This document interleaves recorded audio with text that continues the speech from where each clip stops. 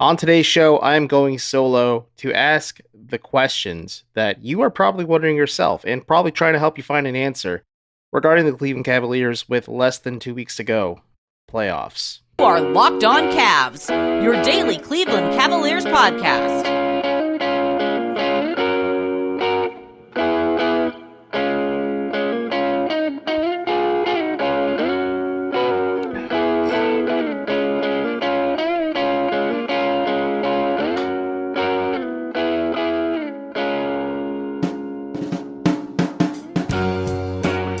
Hey everyone, how's it going? I am Evan Dammarell, one of the co-hosts of Locked On Cavs. I am the president, founder, CEO, whatever you want to call me, the man with many hats at Down Euclid, Cleveland's only nonprofit sports news organization. We are also named the #1 website and sports publication in all of Ohio for 2023, and we're looking to defend our crown pretty darn soon. But before we get rolling into today's episode, I have to let you know that this episode of Locked On Cavs is brought to you by LinkedIn Jobs.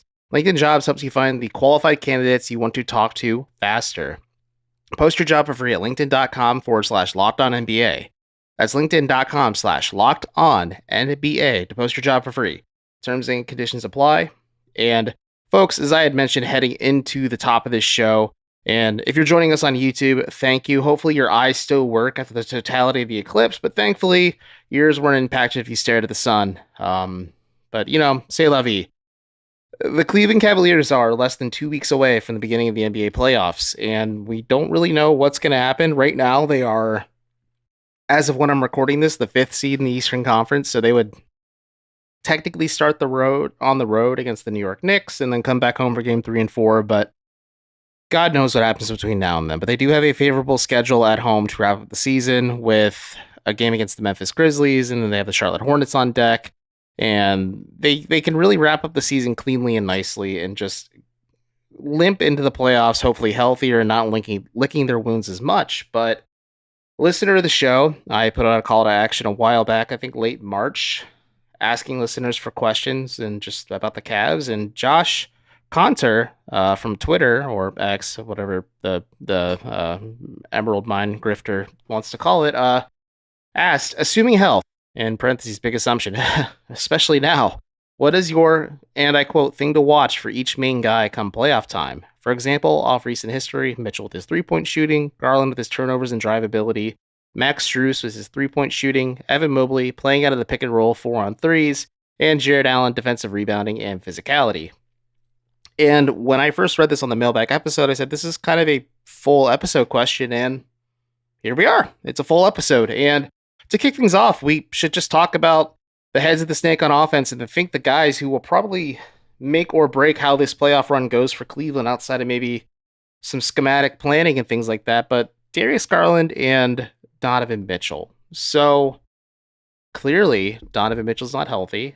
He's playing through the knee injury that has been bothering him quite a bit.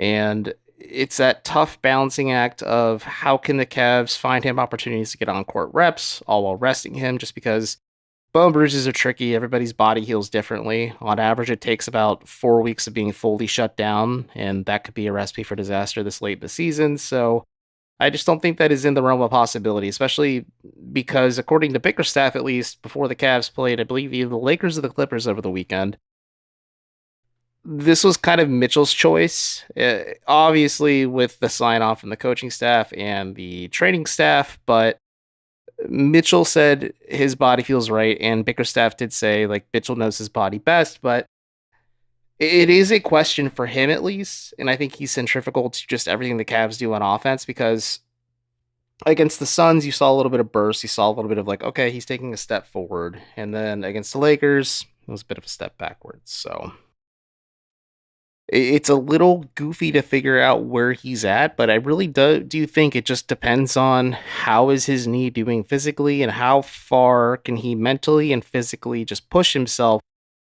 to find ways to conducively make impacts for the Cavs. And by that, it's not settling for three-pointers, and we'll touch more on that in a second with his backcourt partner in Darius Garland, but settling for ill-advised jump shots and just, not really trying to apply pressure to the rim. And I think it's it's health with Mitchell, just because I think he's very much more comfortable attacking the basket, playing downhill, and creating enough pressure at the rim that defenders overreact and start defending the interior a bit more, walling him or Allen or Mobley off. And that opens up 3-point shooting opportunities for guys like Max Strus or Karis LeVert or George Niang or Isaac Okoro, who we'll all touch on in the final segment of the show. So stay tuned for that. But it really does depend on Mitchell's health, because I think he is hardwired to do that. And I think the same goes for Garland, where it has been really hard to evaluate him this entire season because he's been hurt.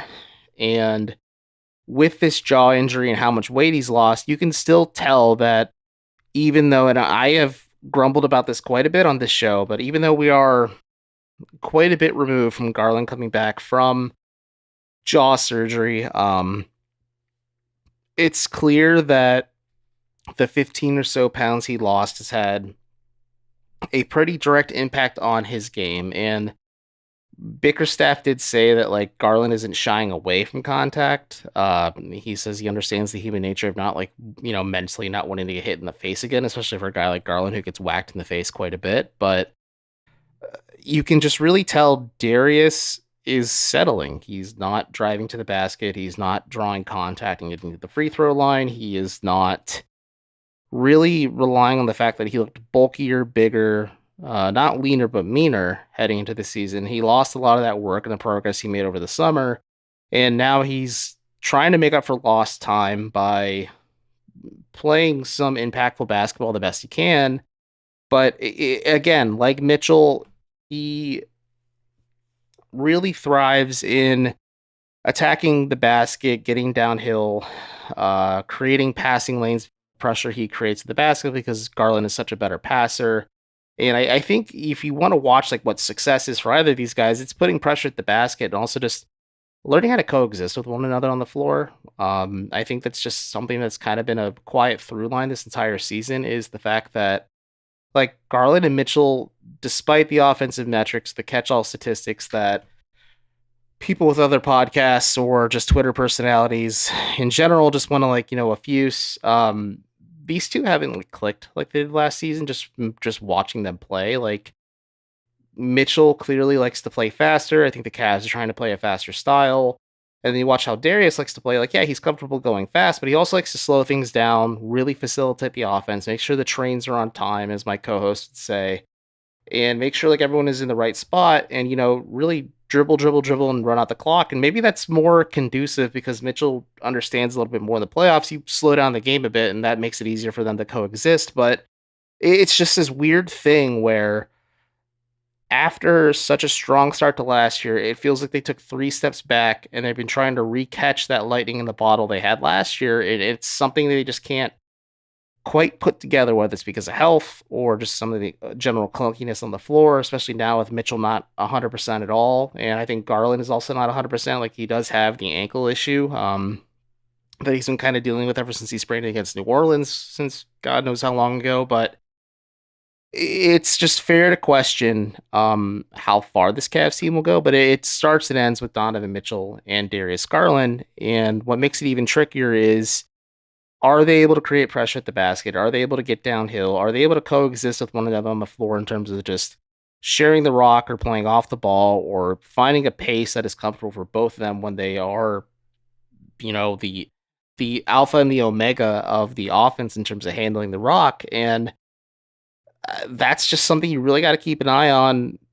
It's hard to evaluate with 3 regular season games left, but at least something to keep an eye on with these 3 regular season games, and just the maybe the first game or so against the playoffs. And it depends on the opponent, it depends on the matchup. If it's the Knicks, might be a little trickier just because New York is pretty banged up themselves, and apparently Josh Hart, Jalen Brunson, and all the other Nova boys stared at the eclipse without protective eyewear, so maybe they're blind and the Cavs can just completely terrorize them on offense and defense. But we'll see. I think those two are going to be the tone setter, in Mitchell and Garland on offense, and we will see how this evolves and coalesces. But it's just really hard to put a firm pin on, other than them playing downhill and finding a pace they're both comfortable at, until we have just like tangible footage of these two playing together lately. And it's just really hard because Mitchell's in and out of the lineup, or he's just not 100% when he is playing. And like Garland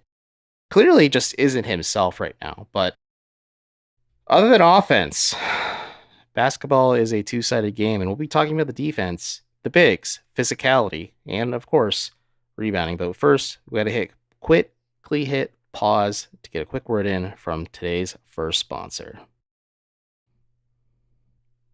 As I mentioned at the top, and I got to tell you again, today's episode of Locked On Cavs is brought to you by LinkedIn Jobs. When you're hiring for your small business, you want to find quality professionals who are right for that role. That's why you have to check out LinkedIn Jobs. LinkedIn Jobs has the tools to help find the right professionals for your team faster and, best of all, free. LinkedIn isn't just another job board. LinkedIn has a vast network of more than 1 billion professionals that makes it the best place to hire. It gives you access to professionals you cannot find anywhere else. LinkedIn does all that while making the process easy and intuitive. Like seriously, hiring is easy when you have that many quality candidates. So easy, in fact, that 86% of small businesses get a qualified candidate within 24 hours. That's an insane turnaround as somebody who runs a publication. So I'll be checking them out after this. But LinkedIn knows that small businesses are wearing so many hats, myself included, they might have the time or resources to hire. LinkedIn is constantly finding ways to make the process easier, and they've even just launched a feature that helps you write job descriptions, making the process even easier and quicker. So, if you're interested, post your job for free at linkedin.com/lockedonnba. That's linkedin.com/LOCKEDONNBA to post your job for free. Terms and conditions, of course, apply. What is up? But before we get back in to talk about some big stuff, mostly about the big players, gotta let you know and ask you, are you watching Fox Sports or ESPN on your TV or smart device all day? Do you have to turn down the volume with all that shouting? Do you have to hit the boss button? None of that matters. You will not get fired if you switch to Locked On Sports Today. Locked On Sports Today is a free 24/7 sports streaming channel program for your everyday to bring you the biggest stories without all the screaming. Locked On Sports Today brings you can't miss analysis, opinions, and news. It's streaming 24/7 on YouTube or the free Amazon Fire TV channels app. It's part of the Locked On Podcast Network, which features the Cleveland Cavaliers and any of your other teams every day. So, to go back to Josh's question initially, it's the question with the bigs, and we'll start with Jared Allen first, and we'll focus on Evan Mobley a bit more, just because I think with Allen, and he said it himself, it's about the damn rebounds. And those are Allen's words, and not mine, so don't get mad at me, Nick Angstack. So, Jared Allen got bullied last postseason by Mitchell Robinson, Julius Randle, Josh Hart, Isaiah Hartenstein, maybe myself, Evan Dammarell, did some inadvertent bullying without even knowing it, but I hope not. I like Jared as a person quite a bit, and either way, it's fair to question the frontline toughness of this Cavs team if they get eaten alive on the boards again. I think that is a through line with the Knicks last year. It may not be so much this season with Robinson's status kind of up in the air, Randall done for the season, Josh Hart possibly being blind from staring at the sun without eye protection. So it's all a bit of a mixed bag, but I think Allen has performed well just containing offensive rebounds and just crashing the glass a little bit more defensively. I think he's shown a little bit of that all-star pedigree that he showcased in the all-star season he had with the Cavs, and really showcased the fact that like he can be a difference maker on the boards and also just defensively in general, because Allen just kind of has, again, like I said, that pedigree, and his most underrated attribute, I should say, consistency when it comes to what he brings to the table for Cleveland, because he is just always bringing that constant board presence. And yeah, opposing teams can scheme this out quite a bit, and I think this leans more so on his partner Evan Mobley, or even guys like Max Strus, or even Donovan Mitchell or Darius Garland, like the smalls to play at the bigs a little bit, to crash the glass a bit more if they kind of mitigate Allen's impact. But Allen is going to be Like we did the player draft not too long ago. I said he could be like their second, maybe third most important player.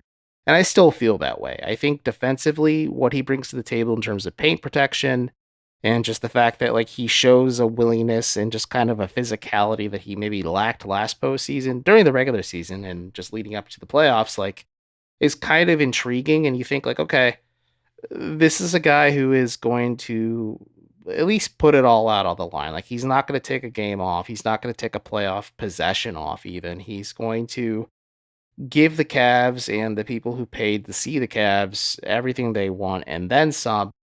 And that's all you really can ask of him because there's a limitation to how far Allen's game can go. And on offense, it's a lot of rim running, second chance opportunities off the offensive rebounds, getting whether it's a dunk or a layup or kicking back out to a guy for a 3-pointer.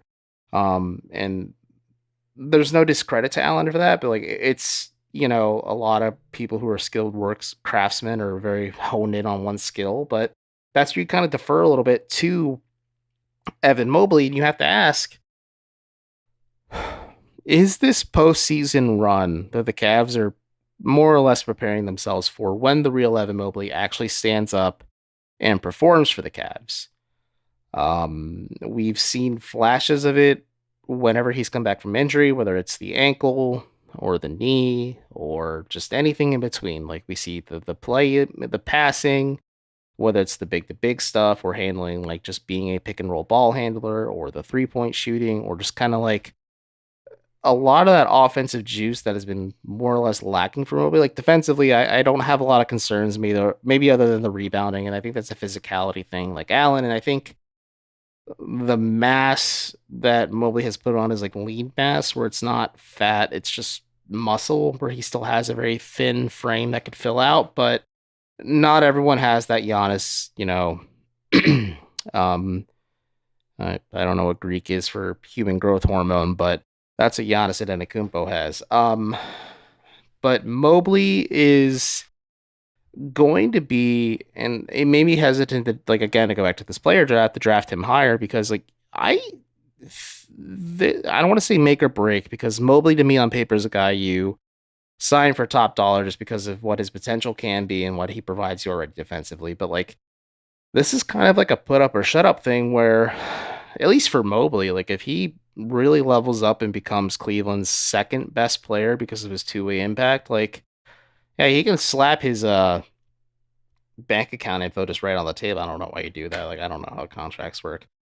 He slaps his nicest pen on the table to say, all right, Kobe, I want top dollar. Kobe, as in Kobe Altman, president of basketball operations for the Cavs, for the unsure. But I just want to see Mobley just kind of put together something that's complete, not these games where he is kind of a non-factor in the first half and he puts it on in the second half. I need to see first quarter, second quarter, third quarter, fourth quarter, and just like take a page from his front court partner in Jared Allen and just be consistent. Consistently bring that oomph on offense, consistently bring the passing, and maybe take a couple more 3-pointers that maybe seem a little selfish in the offensive flow. Continue to be comfortable defending, God, every position on the floor when the Cavs ask you to, and then handle the physicality, maybe help Allen handle the brunt of a lot of the attention he's going to be facing when it comes to box out opportunities and things like that, because Evan Mobley is a 6'11", 7-foot Goliath who can grab those rebounds that guys like Max Strus, Donovan Mitchell, Darius Garland, etc. just aren't physically capable of doing. So that's for me. When it comes to Allen, I'm not as concerned. I think, yeah, it's going to be fair to question and watch how he handles the physicality. But like the biggest question mark for me is like, what the heck are we going to get from Evan Mobley at this point? Like it's 3 years. We've seen the flashes. We've seen some pretty sizable jumps at times and then steps back at other times just to kind of make you say like, well, I don't know what we're going to get here. Other than, yeah, we know he's a top dollar player just because he's the best player from his draft class and one of the best young players in the league that's like not named Luka or Wembanyama, who love that Nike logo, Wemby. Hit me up as a fellow Frenchman. But I need to see Mobley put it all together. I need to see him have like a really highly impactful game where you're saying like, okay, the Cavs may have lost because of health and other issues in the first round, but there's genuine reason to be excited about the future of this team. And it's not because of Donovan Mitchell. It's not because of Darius Garland, but it's because Evan Mobley like showed up, stood out, and actually said like, yeah, I can be consistent and I can be the best player on this G-Dang team and just carry them as far as I can. It's not going to be Donovan and his bothersome knee anymore. I'm going to get a little heated about this, so let's cool off and let's get another quick word in from today's other sponsor of Locked On Cavs, the #1 Cleveland Cavaliers podcast. So, guys, gotta be real with you. The other night before he left town for work and maybe they do this show solo, Chris ran into my room and started shaking me and said, Evan, wake up. You gotta wake up, please. And that's when I woke up in a shock. And with my eyes doing like a cartoon, like opening, like glass shattering and stuff in the room, and time became very still as everything focused on Chris at once. And that's when he told me about today's sponsor, Game Time. Game Time is now an authorized ticket marketplace of Major League Baseball, which makes getting tickets even faster and easier. Prices on the Game Time app actually go down the closer it gets to the first pitch, and with killer last-minute deals, all-in prices, views from your seat, and their lowest price guarantees, Game Time takes the guesswork out of buying baseball tickets this MLB season. In fact, Chris actually mentioned to me wanting to use Game Time for Locked On Cavs to have a company outing for when the Cleveland Guardians host the Anaheim Angels on May 4th for Star Wars night with Obi-Wan Kenobi bobbleheads. He then raised his hand in a Vulcan salute, devilishly smiled like I am on the video feed, and said he wanted to go because he wants us to, and I quote, live long and prosper. That's when I awoke in a cold sweat, realizing Chris was only a dream, since he had confused Star Wars for another flawed franchise in Star Trek. But you know what isn't a dream, and instead a dream come true? Game Time, folks! That's because they feature last-minute tickets, flash deals, zone deals, and easy-to-find and buy tickets for even every kind of event, including MLB or any other event in your area. And that's when I knew in that moment I had to take the guesswork out of buying tickets with Game Time, and now you can too. You just got to download the Game Time app, create an account, and use the code LOCKEDONNBA for $20 off your first purchase. Terms apply. Again, create an account and redeem code LOCKONNBA for $20 off. Download the Game Time app today. Last minute tickets, lowest price, guaranteed.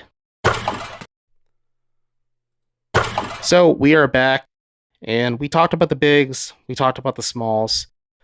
Let's talk about the guys in between. You know, the thick boys, the sharp shooters, the defensive wings, the Karis LeVerts. Who's really going to have the biggest impact? I think with Strus, as Josh pointed out, it's going to start and end with three-point shooting. If he is in a rhythm, which shooters, once they get hot, it's really hard to cool them off. And maybe you want to look at Strus's last playoff run, especially against the finals against the Nuggets. Maybe not great, but outside of that, like you're hoping Strus can find a rhythm and a groove, similar to George Niang, but with those guys, if you want to look at some secondary stuff, I think it's going to be rebounding. As I had mentioned, Strus is one of those guys who can assist with the Mobley, Allen, Coral when it comes to just like, you know, limiting second chance opportunities with a guy who can crash the glass and also, at least in Strus's case, act as a ball handler and get out in transition and get the Cavs either an easy bucket by playing fast or at least get their offense set a little bit quicker so that they can get an easier just score in just, you know, tight playoff games. But outside of that, like I think the toss up is really between Karis LeVert or Isaac Okoro, because knowing the Cavs and how JB Bickerstaff operates, who I have a bonus question about him in a second, it's fair to wonder like how deep this rotation goes. I think Okoro getting back against the Clippers is kind of a blessing in disguise because he all of last end of regular season after he had a high ankle sprain against the Rockets and was just thrown back into the fire against the Knicks. And you need Okoro to kind of play through this funk he's been. I don't have the numbers in front of me right now, but like he hasn't been great on offense over the last couple weeks, ever since he's really just been on the floor. Like, yeah, he's giving you that elite point of attack defense that everyone knows him for, but you need a little bit more oomph on offense. And if his shot's not falling, you probably look to guys like Karis LeVert first, who we'll touch on in a second. I think maybe George Niang gets more minutes or shine. But I think you just have to rule Dean Wade out of the equation entirely just because he's been sidelined for God knows how long with a knee injury, and it's not going to be easy for him to ramp up just because of his position and the guy who like needs rhythm too as a shooter and like just doesn't have it right now. So if a quarter shot isn't falling and you're not willing to kind of tempt fate and make him play through it, especially come playoff time, you look more to Strus, you look more to LeVert, you look more to Sam Merrill, who did not play the second half of the Clippers game because I was told he suffered a fall and just wasn't able to finish. But yeah, you look at guys like that, and then you kind of pick and choose, plug and play your matchups. But like Karis LeVert is, other than Okoro, I feel, at least terms in role players or just bench production, is one of the biggest X factors for the Cavs coming into the playoffs just because Darius Garland isn't 100%, Donovan Mitchell isn't 100%, and we've seen a lot of nights where Karis LeVert is able to move the rock, rack up some assists. It sometimes results in wins, sometimes results in losses. Like, that's a little muddy, but can be an impactful player that plays winning, meaningful basketball, even if his shot's not falling. You prefer his shot to fall, of course, but I think LeVert can just kind of be, I don't want to say the glue that binds everything together for the Cavs, but like he can be a support structure. He can be a connector piece, as the NBA buzzword bozos like to say.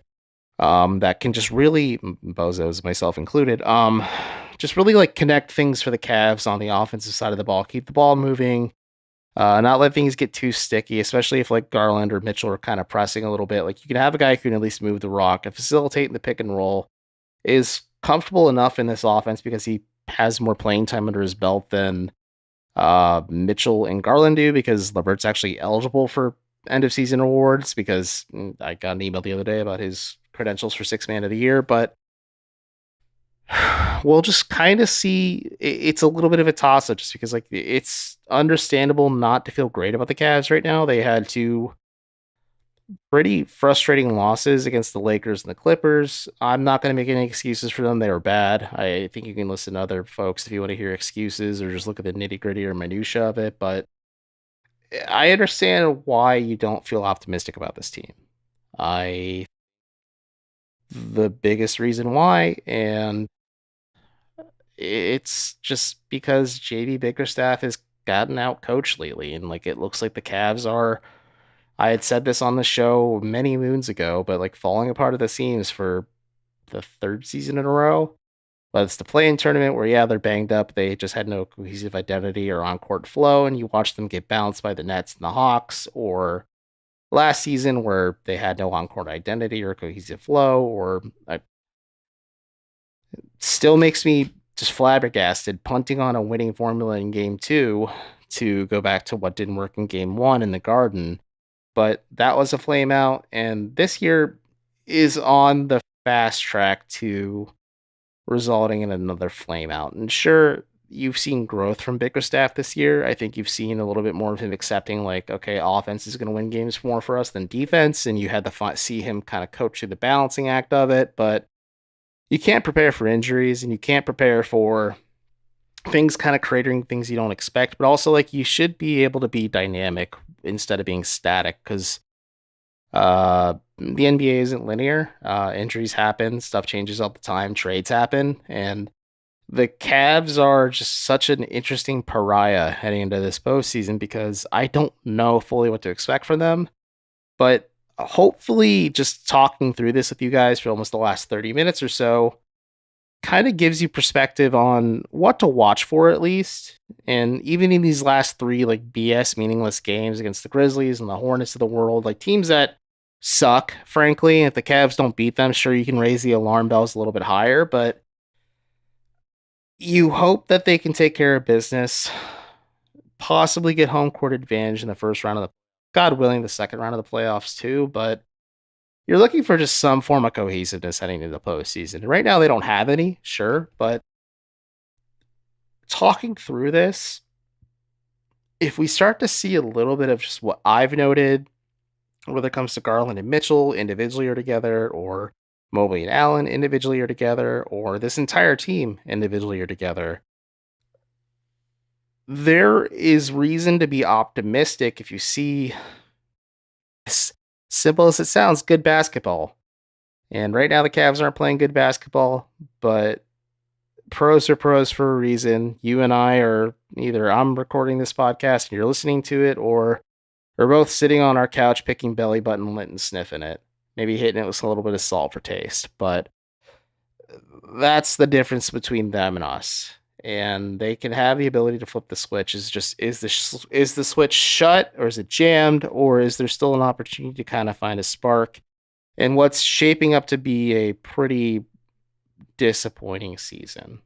And on that somber note, I just wanted to remind everyone that Locked On has launched the first ever sports 24/7 streaming channel on YouTube, and now it's available on Amazon Fire TV in the free Fire TV channels app.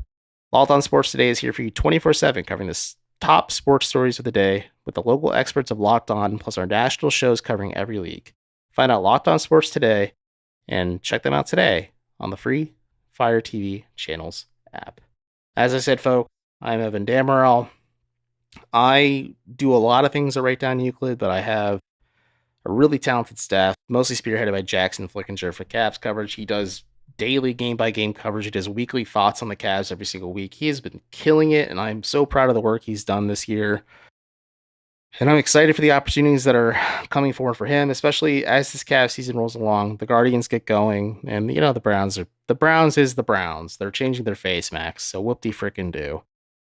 Either way, check out Down Euclid, subscribe to us. Maybe I'll send you a thank you gift. I have a bunch of Cavs crap actually I have to give away, including like a Karis LeVert bobblehead that's like 3 feet tall. And then I have a Max Strus one from that game winner that I got to give away too. But check out that. Subscribe to us on YouTube. Check out the Merrier. Chris Manning, I hope you're enjoying your time in Zimbabwe. Hopefully Mozambique is nice too. But until then, guys, I'll talk to you tomorrow about more about the Cavs. Till then, I'm Evan. This is Locked On Cavs for Tuesday, April 9th. And I hope your eyeballs didn't get burned out by the eclipse.